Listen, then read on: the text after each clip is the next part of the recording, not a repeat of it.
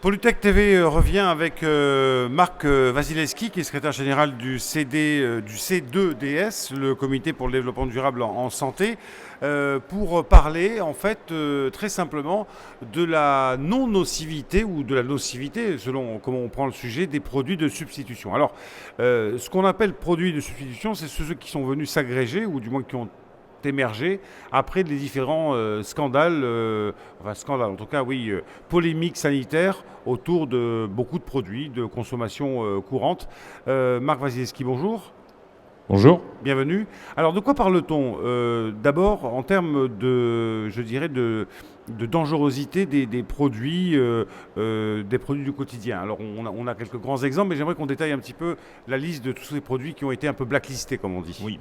La difficulté, c'est que nous ne sommes pas des lanceurs d'alerte et l'idée, c'est bien effectivement de faire mieux demain. On a eu l'exemple typique, c'est le bisphénol A. Tout le monde en a entendu parler, surtout depuis qu'on a demandé l'interdiction dans les biberons. Mais on ne s'était pas rendu compte, la chose pour nous c'est un problème de santé publique, c'est une évidence. Et il faut savoir que la France, elle est quand même aujourd'hui en pointe, parce que c'est le seul pays en Europe qui l'interdit. Mais si on sait qu'aujourd'hui, par exemple, le bisphénol A est interdit enfin dans les biberons, c'est interdit dans certains jouets aussi, ce qui est une bonne chose. Malheureusement, il existe encore du bisphénol A dans beaucoup de produits médicaux, dans des médicaments. Alors on ne le sait pas ou on le sait peu finalement. Et on s'est rendu compte en discutant avec les industriels et avec les producteurs que ce qui paraissait simple pour nous, question de santé publique, était beaucoup plus compliqué à mettre en œuvre sur le terrain parce qu'il fallait le remplacer par autre chose. Et c'est cette autre chose finalement qui aujourd'hui pose problème. On voit aujourd'hui des substituts qui sont encore plus dangereux que le produit d'origine. Je vais prendre un autre exemple, les phtalates. On a mené un combat fort avec les phtalates. Les phtalates sont effectivement CMR, cancérigènes, mutagènes, reprotoxiques. Phtalates, c'est simple, c'est ce qui permet d'assouplir le plastique. En clair, une tubulure, quand on vous pose effectivement une perfusion à l'hôpital, dans la tubulure, eh bien, il y a effectivement des phtalates. Il existe aujourd'hui des produits de substitution, des produits purement plastiques, sauf qu'il n'y a pas du tout d'évaluation qui sont faites. Notre souci aujourd'hui, c'est effectivement d'imaginer comment on pourrait demain, et je vais revenir à peut-être un leitmotiv, mais j'y suis beaucoup attaché sur cette notion de recherche et développement qu'il faut absolument créer en France pour qu'on puisse rassurer les professionnels de santé, mais les consommateurs, nous-mêmes finalement, sur la non-dangerosité des substituts. Et aujourd'hui, les industriels vont vite parce qu'il y a des marchés, il y a des demandes, le développement durable est porteur, ces questions sont très porteuses. Derrière, il y a peu de contrôle ou pas. Et on se retrouve donc aujourd'hui avec des produits et un grand point d'interrogation. Donc voilà effectivement le souci qui est le nôtre aujourd'hui. Mais alors comment dans un pays aussi réglementé que la France, et où effectivement des polémiques peuvent naître et on peut retirer certains produits comme ça sur une décision ex abrupto, comment on peut manquer d'organismes de contrôle? C'est quoi? C'est encore une fois le désengagement de l'État, le manque de ressources, le manque de personnel? Oui, je crois que c'est un petit peu tout ça. Je crois que c'est surtout finalement l'impossibilité que l'on a aujourd'hui. Et finalement, faire valider un produit, c'est le producteur lui-même qui le met sur le marché. Les études ne sont pas suffisantes. Je vais vous prendre un exemple typique, c'est celui de l'aspartame. On a aujourd'hui la preuve qu'on a beaucoup plus d'enfants prématurés quand une maman va prendre une canette de produit light par jour. Ce qui est peu finalement dans nos habitudes. Nous, ce qu'on demande, c'est d'apporter au moins un principe de précaution sur ce sujet-là, finalement, et d'expliquer aux mamans, c'est aussi le rôle, finalement, aux futures mamans, c'est aussi le rôle du monde de la santé. Mais aujourd'hui, l'aspartame, c'est effectivement des intérêts économiques énormes. Je ne citerai pas le premier utilisateur d'aspartame, mais on a tous vu la petite boîte rouge, effectivement, on la connaît bien. Derrière ça, il y a une absence, effectivement, même si la suspicion est forte. Alors, le principe de précaution nous arrangerait, mais à un moment, il va bien falloir que quelqu'un tranche. Et là, entre les intérêts économiques, le lobbying, etc., on ne sait pas. Mais il faut savoir que l'aspartame, on en trouve aussi dans les médicaments, on en trouve dans plein de produits.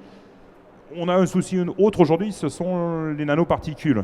Alors voilà, c'est la nouveauté, dioxyde de titane en nanoparticules. On vient enfin de trouver que c'était un produit cancérigène, sauf que c'est recommandé par certains dans les blocs opératoires. Imaginez bien que le professionnel de santé, il s'interroge fortement là-dessus. On va trouver du dioxyde de titane en nanoparticules dans certains produits cosmétiques et en particulier dans les crèmes à bronzer. Vous imaginez bien que quand on regarde cette carte météo, vous savez, la télé, où on vous met l'indice de la crème à bronzer à mettre sur le dos de bébé, là, sur cette peau qui est en formation, quand vous savez que c'est cancérigène derrière, on a aussi une mission derrière d'informer. Mais sauf que le fabricant nous explique que ce sont des nanoparticules et que ça capte les rayons solaires d'une manière spectaculaire. Qui doit apporter une réponse demain? Est-ce qu'on continue ou pas? Mais vous allez trouver aussi des nanoparticules dans les tables à langer aujourd'hui, sous le principe que ça désinfecte automatiquement. Oui. Ouais, enfin, est-ce que ça ne désinfecte pas les fesses de bébé? Vous savez, on est parti, notre première interrogation venait finalement d'une découverte d'un professeur qui avait trouvé un perturbateur endocrinien chez un nourrisson qui provenait finalement de la pommade anti-vergeture que se passait sa maman pendant la grossesse. À partir de là, on a quand même le droit de s'interroger fortement, effectivement, sur la non-nocivité.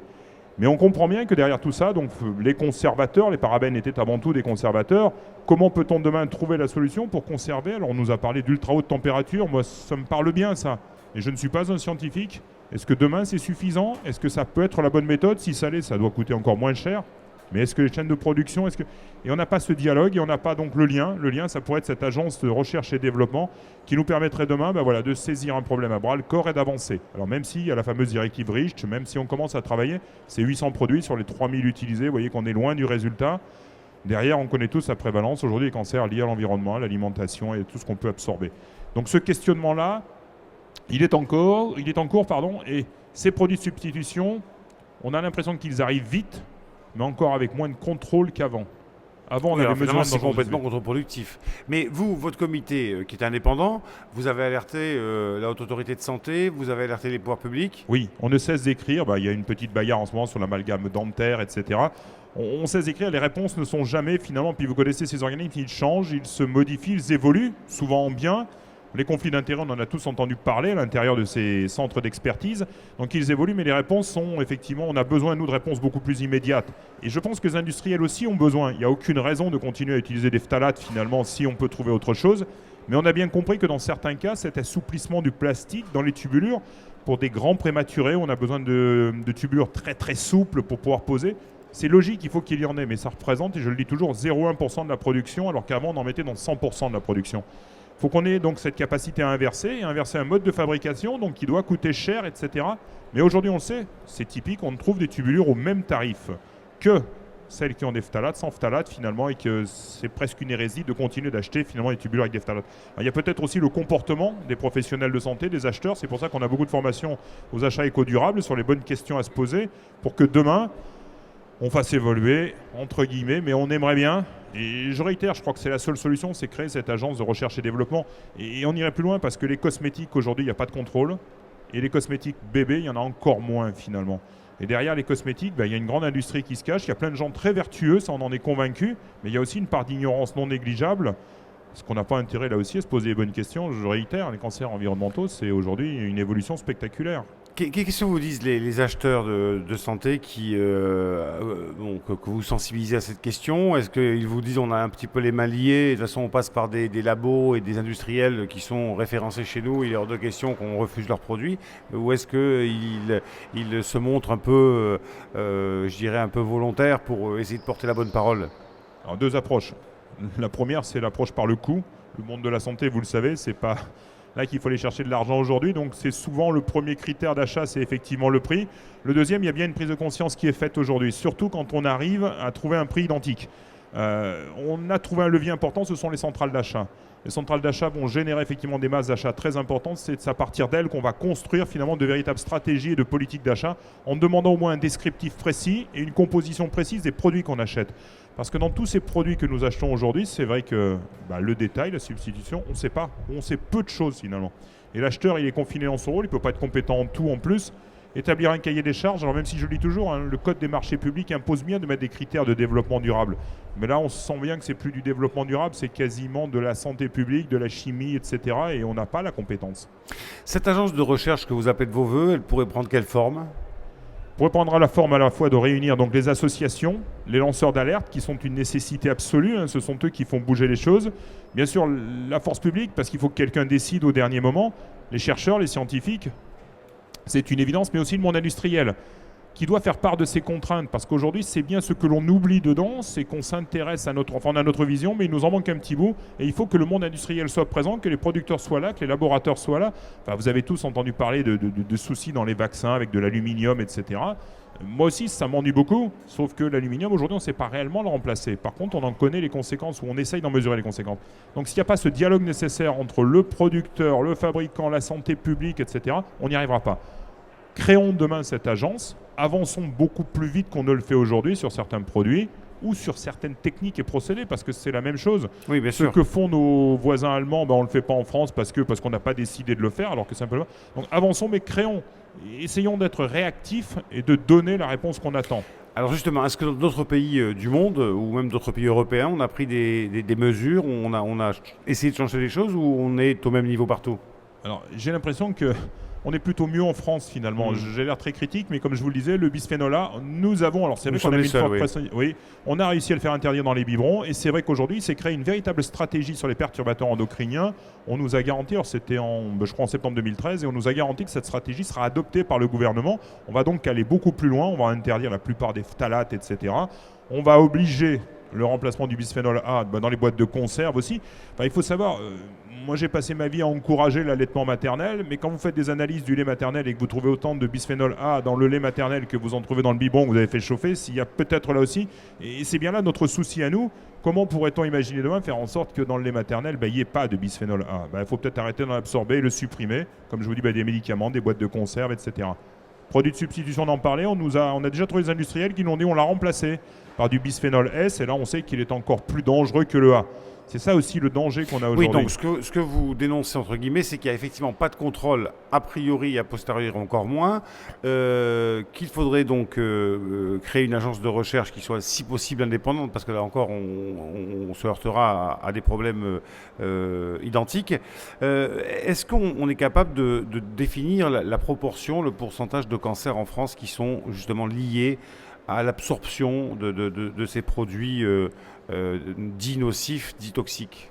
Alors aujourd'hui, effectivement, l'OMS commence à donner de plus en plus de chiffres. Aussi précisément non, mais on est capable de vous donner les cancers liés par exemple à la pollution à l'intérieur de la ville. On est capable de donner les cancers liés à simplement l'alimentation et les produits toxiques de l'alimentation.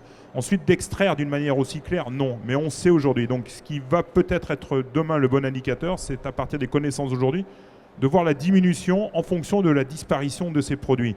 Et c'est bien là où on en est. Et nous, on a besoin de l'assurance de l'innocuité des produits de remplacement. Et l'industriel en a besoin aussi. Donc je veux dire, c'est pas très compliqué. C'est aussi une volonté, un choix politique, mais qu'on n'a pas aujourd'hui parce que l'industrie chimique, c'est aussi un poids énorme. C'est aussi les producteurs. Et je ne sais pas si vous vous souvenez, mais la mise en place de la directive REACH, ça a quand même été un scandale extraordinaire. C'est encore très compliqué, très complexe. Et puis je le dis, c'est 800 produits qu'on va analyser sur 3000 et tous les jours on voit apparaître de nouvelles molécules. J'en veux pour preuve, on a testé il n'y a pas très longtemps la destruction finalement des molécules en sortie d'un établissement de santé qui contenaient, alors des effluents qui contenaient, etc. Alors on nous a parlé d'un principe que j'ai trouvé passionnant, alors on explose une molécule, donc on est censé détruire. Ouais, sauf qu'une molécule explosée, elle se reconstitue. Et on n'est pas sûr que le nouvel élément reconstitué soit pas encore plus dangereux que celui qu'on a détruit. Et là, on voit bien qu'il manque un maillon dans la chaîne. Il y a la volonté, il y a la recherche, il y a le produit, et il manque un tout petit bout pour aller plus loin. Et là aussi, l'industrie attend finalement qu'on trouve ce petit bout pour demain. Et on n'a aucune raison de ne pas traiter finalement tous ces effluents en liquide que l'on rejette nous d'une manière bien plus efficace. Ce rôle de sentinelle à travers les médias spécialisés, ce rôle de sentinelle que vous jouez, que vous remplissez, est-ce qu'il atteint l'opinion publique? C'est-à-dire, est-ce que les gens, dans leur immense majorité, ont conscience véritablement des dangers qui les menacent à travers ces substances? Non, vous le savez bien, le problème c'est que rien n'est clair. La bouteille plastique que nous connaissons tous finalement, certaines contiennent une quantité de phtalate non négligeable. Il y a bien sûr des petits codes dedans qui vont vous indiquer celles qu'il faudrait acheter et pas acheter, sauf que ces petits codes, le grand public n'est pas formé à cela. On a intégré ça d'ailleurs dans une de nos formations pour les acheteurs. Les labels c'est bien, les écolabels c'est bien, sauf que demain tout le monde peut créer son propre label. Le label il peut être privé, il peut être celui de l'entreprise. Alors il y a bien sûr le label reconnu et puis il y a tous les autres. L'information elle ne circule pas. L'affichage environnemental sur l'aspartame par exemple, on a vu que ça avait vraiment des effets assez positifs. Le consommateur a tout de suite flashé quoi. Oui, sauf que la consommation d'aspartame continue d'augmenter dans le monde. La difficulté, elle est un peu là, et c'est vrai que parce qu'on continue de consommer peut-être un peu plus certains produits, comme je vous disais, mais qu'on en retrouve et on ne sait même pas finalement où il est. Qui va lire aujourd'hui le détail et la composition, surtout d'un produit médicamenteux? Sauf qu'à l'intérieur, vous pouvez aussi retrouver de l'aspartame finalement. Et est-ce qu'on a besoin d'en mettre? Est-ce qu'il faut sucrer les médicaments? Est-ce que c'est fait pour être bon? J'en sais rien. Bon, écoutez, on a essayé de faire un petit peu le tour, effectivement, de cette grande question qui remet en cause, qui fait bouger énormément de lignes, qui remet en cause complètement les industriels. Alors, vous préconisez de les associer éventuellement à une discussion. Peut-être une question sur est-ce qu'ils sont prêts aussi? Est-ce que eux, vous avez le sentiment que les industriels, que les fabricants, que les producteurs ont envie d'aller jusqu'à un débat et à se remettre en question? Ce matin, je parlais d'ISO 26000, de responsabilité sociétale. Moi, je suis convaincu que les industriels, ils ont aussi cette vision, finalement, qu'ils ont un rôle à jouer dans la société, à mesurer leurs impacts sur l'environnement, sur l'être humain. Du business pour du business, c'est plus suffisant aujourd'hui. Je crois que l'entreprise, elle se doit d'être vertueuse et aussi de trouver une forme d'exemplarité. Donc oui, on a aujourd'hui des labos avec qui on travaille qui sont des gens remarquables. Qui sont prêts à vous écouter? Oui, mais qui sont prêts, qui ont même pris des initiatives.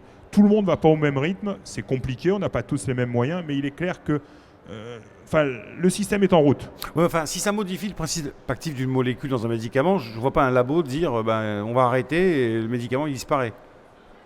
L'idée, c'est pas de modifier le principe actif du médicament, c'est de rendre effectivement ou de diminuer l'innocuité ou d'amener une certaine innocuité de ce médicament. Aujourd'hui, quand je parle de l'indice PBT, on a eu un gros souci pour trouver un politique qui nous aide finalement à porter le projet. Alors je rappelle l'indice PBT, c'est une aide à la prescription pour les médecins qui existe en Suède finalement, qui permet aux médecins de choisir la molécule, un service médical rendu identique, la molécule la moins nocive pour l'environnement.